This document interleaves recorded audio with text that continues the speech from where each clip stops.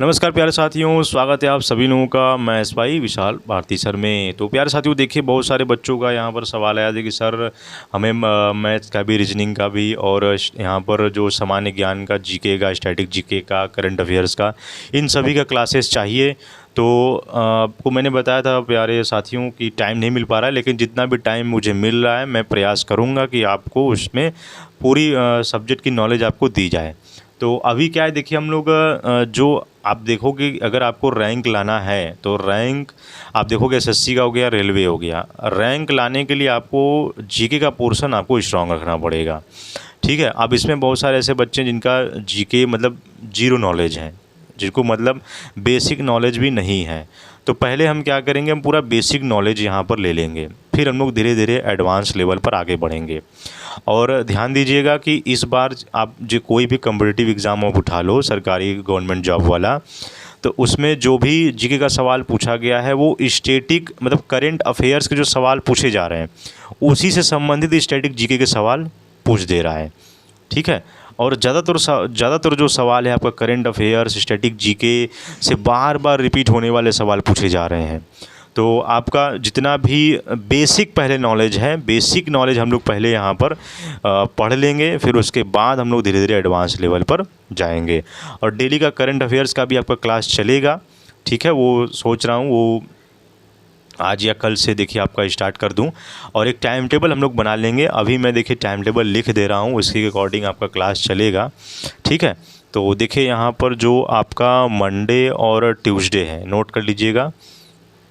जो मंडे और ट्यूसडे है, इसमें आपका हम लोग इतिहास पढ़ेंगे। ठीक है। इतिहास पढ़ेंगे। और वेडनेसडे और थर्सडे जो है, इसमें हम लोग भूगोल पढ़ेंगे। ठीक है। और फ्राइडे और सैटरडे को हम लोग भारत का संविधान पढ़ेंगे। बहुत इंपॉर्टेंट, हर सवाल मतलब इससे 4-5 सवाल तो आ ही रहा है आपका, भारत का संविधान। ठीक है। अब इसमें ध्यान दीजिएगा, भूगोल हो गया, अर्थव्यवस्था हो गया। ठीक है।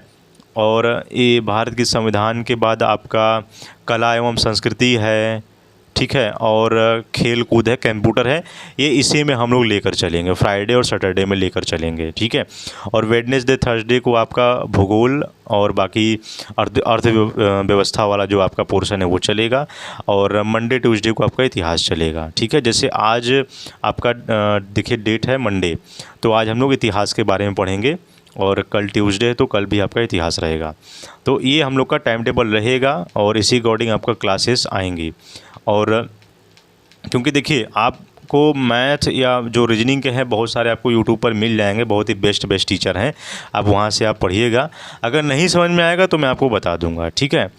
क्योंकि उसके लिए देखिए क्या है, पूरा सेटअप चाहिए होता है। ठीक है। पूरा स्मार्ट बोर्ड, ये सब वो सब। तो अभी तो क्या है, मैं मोबाइल से शूट कर रहा हूँ, तो जितना मेरे पास सोर्स है मैं उसी का यूज़ करके मैं आपको बताऊँगा। ठीक है। भविष्य में कभी हुआ तो फिर पूरा एकदम पूरा सिस्टम के साथ में आऊँगा, पूरा सिस्टम के साथ में मैं फिर आपको स्टार्ट करूँगा।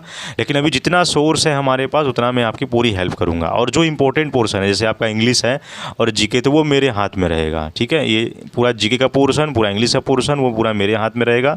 उसकी पूरी तैयारी मेरे हाथों में रहेगी। ठीक है। और बिल्कुल चिंता मत करिए, और अपना अपना डेली अपना याद करते रहिए, पूरा प्रैक्टिस करते रहिए, लर्न करते रहिए, सीखते रहिए। बिल्कुल आपका सिलेक्शन इस बार ज़रूर होगा। ठीक है। बस आपको रेगुलरिटी रखनी है। ठीक है। तो ये आपका रहेगा। तो हम लोग देखिए बेसिक नॉलेज में क्या हम लोग करेंगे, यहाँ बता दे रहा हूँ मैं। आपके लूसेंट की बुक देखिए सभी लोगों के पास होनी चाहिए। ठीक है।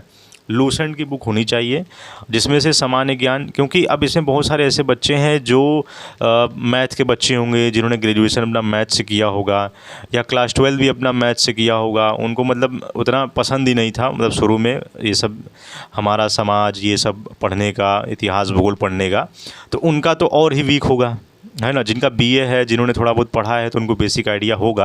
लेकिन जिनको आइडिया नहीं है, तो मैं उनके लिए भी यहाँ पर शुरू करने वाला हूँ। पूरा बेसिक से, पूरा जीरो से लेकर के हम लोग एडवांस तक जाएंगे। ठीक है। और एक भी हम लोग का सवाल छूटना नहीं चाहिए, क्योंकि ये रिग्रेट ना हो कि भाई अरे यार नहीं पढ़ा, छूट गया, ये रिग्रेट नहीं होना चाहिए। ठीक है, तो हमें क्या है, पूरा बेसिक से लेके पूरा एडवांस तक पूरा पढ़ना है और डेली नोट्स बनाना है, डेली याद करना है, प्रैक्टिस करना है। इतना आपको माइंड में पूरी तरह से बिठा के रखना है। ठीक है, और अब हम बिना देर की हम लोग इसको शुरू करेंगे और आज से अभी से शुरू करेंगे। कोई प्रोक्रेस्टिनेशन नहीं, कोई हम लोग कल के लिए नहीं टालेंगे, जो करना है अभी करेंगे। ठीक है, चलिए शुरू हो जाइए। तो कॉपी पेन लेकर देखिए बैठे रहिएगा और पूरा नोट जरूर कर लीजिएगा, क्योंकि सामान्य ज्ञान है, बेसिक नॉलेज जब तक नहीं होगा आप एडवांस समझ ही नहीं पाओगे। ओके, क्या पढ़ा रहे हैं सर, कुछ समझ में नहीं आ रहा है। तो बेसिक नॉलेज देखिए होना चाहिए। ठीक है, तो आपको पास देखिए बुक होनी चाहिए, मैं पूरा इसमें समझाऊंगा और जो भी नोट पॉइंट है जो इससे हर बार इससे सवाल देखिए पूछे जाते हैं वो भी मैं बताऊंगा। ठीक है, वो भी आपको नोट कर लेना है कॉपी में या किताब में, आपको टिक लगा लेनी है और एक नोट्स बना करके उसमें लिख लेना है। ठीक है, इतना काम आपको करना है, क्योंकि आपका सिलेक्शन फेज़ का आपने भरा होगा फॉर्म, उसका भी एग्ज़ाम हो आने वाला ही होगा 1-2 महीने बाद। फिर उसके बाद एमटीएस का देखिए आपका शुरू हो जाएगा सितंबर से अक्टूबर में, बीच में आपका उसका शुरू हो जाएगा, तो उसका भी आपको तैयारी करना है। तो जितना टाइम बचा हुआ है बेसिक नॉलेज हम लोग लेंगे और है ना, बिल्कुल जिनको कुछ भी नहीं आता है उन्हीं के लिए मैं बता रहा हूँ। जिनको मालूम है वो अपना देखें, उनका रिवीजन हो जाएगा, अपना देखते रहेंगे। ठीक है, तो चलिए शुरू करते हैं। तो पहले हम लोग पढ़ेंगे यहाँ पर भारत का इतिहास। और हाँ, ये ध्यान दीजिएगा, जो ये हमारा टाइम टेबल है, टाइम टेबल हमारा यही रहेगा। ठीक है, और सुबह आपका जो है मतलब दोपहर के 12-1 बजे आपका वीडियो आ जाया करेगा। ठीक है, या कभी कभी सुबह 9:30 बजे वीडियो आ जाएगा। ठीक है, और लास्ट में यहाँ पर देख लीजिएगा, ये संडे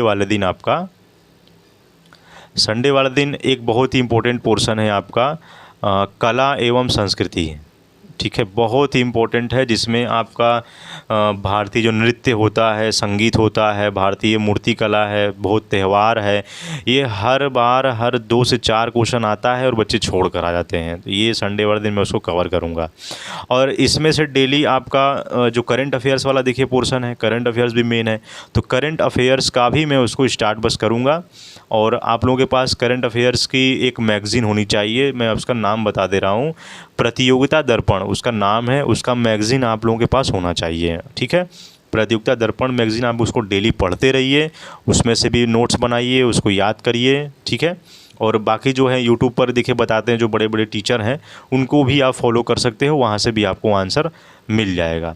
लेकिन अगर आप मेरी तरह हैं, जैसे अगर आपको मतलब उतना मज़ा नहीं आता है, मतलब भाई किताबों के साथ आपको अच्छा लगता है तो बिल्कुल किताब के साथ में मेरे साथ पढ़िए, अगर किताबें अच्छी लगती हैं। अगर आपको ऑनलाइन केवल पढ़ने में मज़ा आता है तो वीडियो के माध्यम से वहाँ से आप पढ़ लीजिए, जहाँ से भी आपको बेटर हो वहाँ से आप पढ़िए। तो किताब के साथ पढ़ेंगे तो आप कभी भूलोगे नहीं कि हाँ ये पॉइंट मैंने पढ़ा था, ये इसका आंसर है। मेमोराइज़ करने में आपको ईजी होगा। ठीक है, तो ये चीज़ ध्यान दीजिएगा, टाइम टेबल और जो मैंने बताया वो चीज़ें। ठीक है, चलिए देखिए क्या है। तो इतिहास में हम लोग जानेंगे यहाँ पर इतिहास क्या है, कैसे हमारा ये इतिहास शुरू है, क्या है, तो इसके बारे में लोग पढ़ेंगे। इससे भी देखिए सवाल पूछा जाता है। मैंने रेलवे का क्वेश्चन पेपर देखा था, मैंने कहा मैं बड़ा हैरान हुआ कि भाई देखो, कभी आज तक मतलब 5 साल में 1-2 बार पूछा होगा, लेकिन कई इस बार मैंने देखा इतिहास के बहुत सारे ऐसे चैप्टरों से सवाल पूछा गया था। ठीक है, तो मैं बताऊँगा क्या क्या आया था, तो देखिएगा। तो भारत का इतिहास है, यानी अब यहाँ कैसे हुई शुरुआत हुई देखिए कि उत्तर में हिमालय से लेकर दक्षिण में समुद्र तक फैला हुआ यह उपमहाद्वीप भारतवर्ष के नाम से जाना जाता है, और जिसे अब महाकाव्य पुराणों में भारतवर्ष यानी भरतों का देश और यहाँ के निवासियों को भारतीय यानी अर्थात भरत की संतान कहा गया है। ठीक है, अब यहाँ पर भरत, यहाँ पर वो लक्ष्मण और राम के भाई से मत रिलेट करिएगा, ये भरत दूसरे हैं। क्या है ये भरत, किसको कहा जाता है? ये भरत एक प्राचीन कबीला था जो कि उत्तर पश्चिम में रहने वाले लोगों का एक समूह था। ठीक है, और उन्हीं का नाम था भरत, तो उन्हीं लोगों का समूह के नाम पर था, और इसका उल्लेख देखिए ऋग्वेद में मिलता है। ठीक है, बाद में इसका प्रयोग देश के लिए होने लगा। तो भारत का नाम कैसे पड़ा ये यहाँ बताया जा रहा है। तो प्राचीन जो है वो भारतीय अपने देश को जम्बू द्वीप यानी जामुन वृक्षों का द्वीप कहते थे, यानी जो भारतीय थे वे अपने देश को जम्बू द्वीप कहते थे, यानी जामुन का द्वीप। क्यों? देखिए, भारतीय ईरानी इसे सिंधु नदी के नाम से जोड़ते थे, क्योंकि जिसे वे सिंधु न कहकर वे हिंदू कहते थे। मतलब कितनी यहाँ पर देखिए है गलतफहमी से नाम पड़ा है। और यही नाम जो है वो पूरा जो है फिर पूरे पश्चिम में फैल गया और पूरे देश को इसी एक नदी के नाम से जाना जाने लगा, है ना। यूनानी जो थे वो इसे इंदे कहने लगे और अरब इसे हिंद कहने लगे, है ना। कितनी गलतफहमी से नाम पड़ा है हम लोग का भारत, हिंदू नाम पड़ा, भारत नाम पड़ा, है ना। फिर मध्यकाल में इस देश को हिंदुस्तान कहा जाने लगा। भाई नाम था इंदे, लेकिन अरब वालों ने इसे हिंद कह दिया और जब हिंद कह दिया तो हिंदुस्तान नाम पड़ गया। और यह शब्द जो है ये हिंदू, ये फ़ारसी शब्द से बना है और यूनानी जो है इसे इंदे के आधार पर इसे इंडिया कहने लगे। मतलब आज इंडिया इंडिया नाम होना चाहिए, लेकिन वहाँ पर उन्होंने इसको इंडिया बोलना स्टार्ट कर दिया। आज देखते हो ना कि भारत और इंडिया में कितनी बड़ी बहस होती है कि भाई क्या नाम रखे, क्या न भाई, न भारत का नाम, न असल नाम, न भारत है, मतलब भारत तो है, मतलब ये इंडिया, हिंदू, ये सब नाम कहाँ से आया है? ये सब गलत फहमी से नाम पड़ा और चला गया, ठीक है। फिर इसके बाद है विंध्य की पर्वत श्रृंखला देश को उत्तर और पश्चिम दो भागों में बांटती हैं। उत्तर में जो है वो इंडो यूरोपीय परिवार की भाषाएं बोलने वालों की और दक्षिण में द्रविड़ परिवार की भाषाएं बोलने वालों का एक बहुमत है। आपने देखा होगा द्रविड़ का मतलब जो दक्षिण के जो साउथ इंडिया के लोग हैं यहाँ पर, उनका बहुमत है। तो नोट पॉइंट देखिए क्या है यहाँ पर कि भारत की जनसंख्या का निर्माण जिन प्रमुख नस्लों के लोगों के मिश्रण से हुआ है वे इस प्रकार हैं। यानी यहाँ पर भारत की जनसंख्या के निर्माण की बात कही जा रही है, ये पूछता है एग्ज़ाम में, यहीं से देखे है इंपॉर्टेंट। तो भारत की वे नस्ल की प्रकारें कौन से हैं? पहला नाम है प्रोटो ऑस्ट्रेलायट। क्या नाम है? प्रोटो ऑस्ट्रेलायट, ठीक। दूसरा है पैलियो मेडिटेरेनियन। क्या है ना? Palaeo Mediterranean. इसके बाद है कॉकेशायड निग्रोयड। क्या नाम है? कॉकेशायड है, उसके बाद है निग्रोयड और मंगोलायड, ठीक है। ये नाम देखिए पड़ा हुआ है, ये भारत के नस्ल हैं, ठीक है, जिससे भारत की जनसंख्या बढ़ी है। यानी भारत में रहने वाला कोई भी व्यक्ति हो वो इसी नस्लों में से है। कोई कॉकेसाइड का हो सकता है, कोई निग्रोयड हो सकता है, या कोई मंगोलायड हो सकता है, या कोई पैलियो हो सकता है, या कोई प्रोटो ऑस्ट्रेलायड हो सकता है, कोई भी हो सकता है, ठीक है। ये याद रखिएगा। इसके बाद ही क्या है कि सबसे पहले यहाँ पर भारतीय इतिहास को अध्ययन की सुविधा के लिए 3 भागों में बांटा गया है। यानी अगर हमें यहाँ पर भारतीय इतिहास अगर हमें जानना है तो यहाँ पर 3 भागों में बांटा गया है। पहला प्राचीन भारत में, दूसरा मध्यकालीन भारत है और आधुनिक भारत। ये तीनों अगर जिस बच्चे ने पढ़ा है प्राचीन भारत, मध्यकालीन भारत, आधुनिक भारत, तो उसको इतिहास की पूरी प्रॉपर नॉलेज है, ठीक है। तो इन नोट पॉइंट में देखिए क्या कहा गया है कि सबसे पहले इतिहास को 3 भागों में बांटने का श्रेय जर्मन इतिहासकार क्रिस्टोफ सेलेरियस को जाता है। कब क्या इन्होंने किया है? 1638 से लेकर के 1707 एडी तक, यानी एनो डोमिनी, जिसका in the year of Lord कहा जाता है, एडी को है, ठीक है। तो 1638 से लेकर 1707 तक इन्होंने अपना पूरा जीवन यापन इनका है, क्रिस्टोफ सेलेरियस का। तो इतिहास को 3 भागों में बांटने का श्रेय जर्मन इतिहास का क्रिस्टोफ सेलेरियस। नाम याद रखिएगा। देखिए सवाल पूछा गया है, मैं आपसे कहा था कि इतिहास में सवाल ऐसे ही पूछे जाते हैं कि यहाँ पर इतिहास को 3 भागों में बांटने का श्रेय किसको दिया जाता है? तो 4-5 ऑप्शन दे देगा, 4 ऑप्शन दे देगा, जिसमें से नाम याद रखिएगा क्रिस्टोफ सेलेरियस, ठीक है। इतना हमें पढ़ना है। और बाकी देखिए अगर इतिहास हो गया, अब जिसे अभी हम लोग स्टार्ट कर रहे हैं, तो हम लोग डेली जो है कम से कम 10 से 15 मिनट हम लोग देंगे, ठीक है। और क्योंकि अगर ज़्यादा लंबा वीडियो होगा तो थोड़ा बोरिंग होने लगेगा, क्योंकि इतिहास क्या है, बहुत ही मतलब इंटरेस्टिंग है, लेकिन अगर ज़्यादा देर तक हम लोग पढ़ेंगे तो बोरियत होने लगेगा, फिर मज़ा नहीं आएगा। तो हम लोग कम समय में मतलब बहुत अच्छे से हम लोग पढ़ेंगे, जितना पढ़ेंगे सॉलिड पढ़ेंगे, ठीक है। तो ये याद रखिएगा। तो ये चीज़ है। इसके बाद देखिए क्या है प्राचीन भारत। प्राचीन भारत क्या है? देखिए प्राचीन भारतीय इतिहास के स्रोत कहाँ कहाँ से मिलते हैं, यानी हमें अगर पुराने भारत को जानना है तो कहाँ से हम पता कर सकते हैं। देखिए प्राचीन जो भारतीय इतिहास के विषय में जानकारी मुख्यतः जो है वो 4 स्रोतों से प्राप्त होती है। पहला धर्म ग्रंथ है, यानी धर्म को अगर पढ़ा जाए तो वहाँ से हम पता कर सकते हैं। ऐतिहासिक ग्रंथ है, यानी जो इतिहासकारों के द्वारा जो लिखी गई ग्रंथ है वो चीज़ें हम पता कर सकते हैं। विदेशियों का विवरण, यानी जो विदेशी भारत में आए हुए थे उनसे हम लोग पढ़ सकते हैं।